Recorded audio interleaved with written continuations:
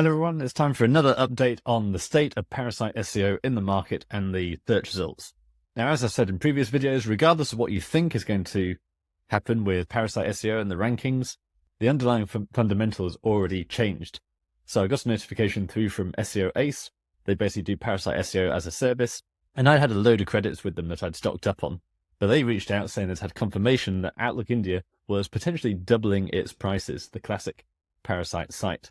So I've said it countless times, a lot of things that Google says, the real danger is the human reaction to it. It's not about the underlying algorithm, it's about how the rest of the market responds. So in the case of Parasite SEO, it's not just about how those sites actually rank, it's about what those webmasters are going to be changing in their business.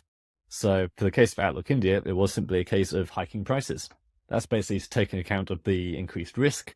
I suspect it also has something to do with the fact that they've lost a lot of traffic lately. So we're basically using that opportunity to get some more revenue in, and who can blame them? So this basically meant I had some credits to burn. Now, I bought them a long time ago when Outlook India was performing a lot better. In the meantime, I found that Reddit and LinkedIn were actually far more successful despite being largely free. But of course, no sense in letting them go to waste. So as usual, did AI content optimize with Surfer. So we extract the entities from Surfer, prime those into ChatGPT, and then put in our calls to actions. So I've done this for best SEO services and also my Cleaners Enfield case study just to see how well Parasite SEO works for local businesses and one of the secret projects. So we should be able to get a good idea of how these separate cases respond. This is easily about $1,000 worth of value from Outlook India. Don't forget, a year ago when I launched my SEO for Coaches book, I used Outlook India to try and rank for SEO for Coaches, and I paid about $600 for that Outlook India post.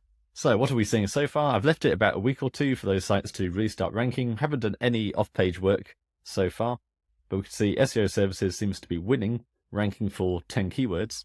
The only problem with that is they're not good keywords. So when I first click on it, it takes me to the Russian Federation search result. So those 10 keywords are highly spread out over Taiwan, Ukraine, 1 in the UK, Netherlands, and 2 in the United States. So currently in the US, I'm ranking for SEO Moz Weather and link SEOquake.com. So am I calling that a win? I don't think so. It is still early. Outlook India pages do seem to take about a month or so to actually kick in, at least in the glory days. Let's now have a look at Cleaners Enfield. Once again, very disappointing. So seems to be ranking badly for some irrelevant stuff in the US. I can't actually see anything ranking in the UK. Now, your gut feeling right now might be, of course, it's called Outlook India, idiot. Why do you think you're going to be able to rank in other search results? Well, Parasite SEO doesn't seem to matter where the site is actually located. Don't forget, Outlook India is an Indian website, and most of its top pages are around Indian search terms like sports and Bollywood. So it's only when you filter to the US keywords that you start to see it ranking, or at least in the glory days, ranking for supplements, gambling, all of those.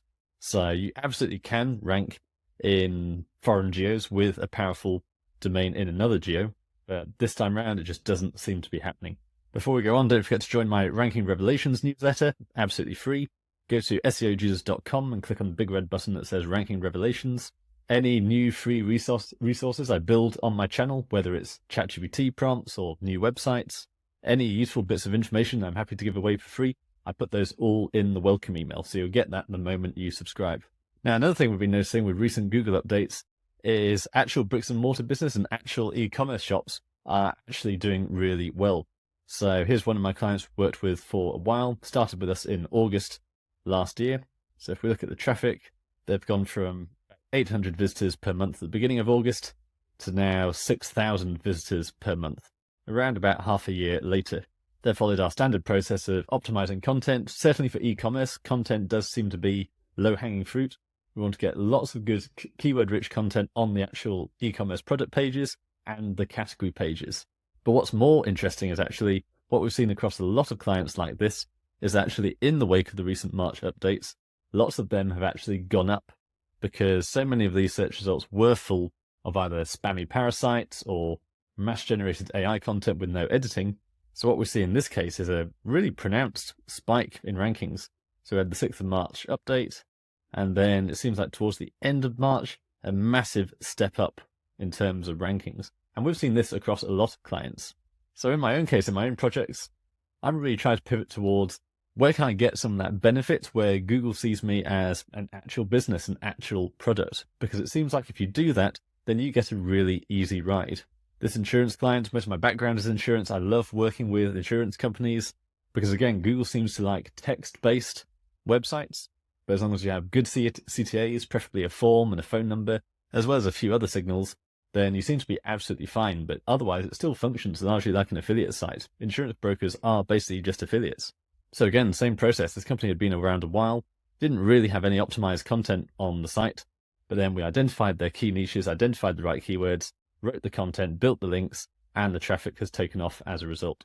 So the traffic might only be 79 visitors per month, but given the high value of these keywords, the CPC value is $2,000 per month. So to get that same traffic every month would cost them around $2,000 in paid ads. They've built that's evergreen now. And that's with a DR of just 8.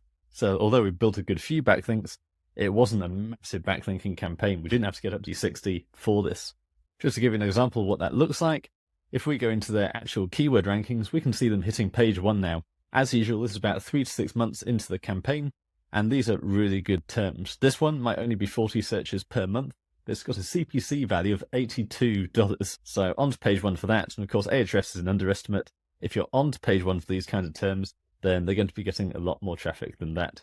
Then just about to hit page 1 for a 50 search volume equivalent. And if we keep scrolling, you can see it's page 1 and 2 consistently for decent volume, $40 per click. You get the idea. So there's been nothing flashy about this whatsoever, just content and high quality backlinks. So where does this leave us now in terms of my current SEO strategy? Well, I just wanted to look at different niches because certain niches do favor Parasite SEO.